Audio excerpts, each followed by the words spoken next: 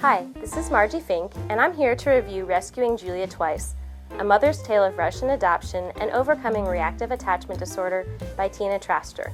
First, let me read what the cover has to say. In moving and refreshingly candid prose, Rescuing Julia Twice tells Traster's foreign adoption story, from dealing with the bleak landscape and inscrutable adoption handlers in Siberia, to her feelings of inexperience and ambivalence at being a new mother in her early 40s, to her growing realization over months then years that something was not quite right with her daughter Julia, who remained cold and emotionally detached.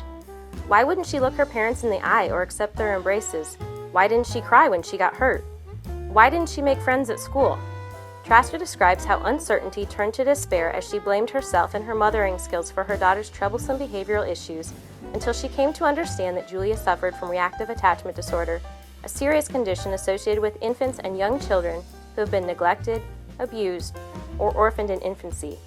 Hoping to help lift the veil of secrecy and shame that too often surrounds parents struggling with attachment issues, Traster describes how with work, commitment, and acceptance, she and her husband have been able to close the gulf between them and their daughter to form a loving bond, and concludes by providing practical advice, strategies, and resources for parents and caregivers. I really enjoyed this book because there are so many foster care and adoption books out there that deal with the issues of the brain, the trauma, how that affects the brain, or they have parenting advice, parenting techniques. This was just a refreshing sit down, read someone else's journey, something I could relate to.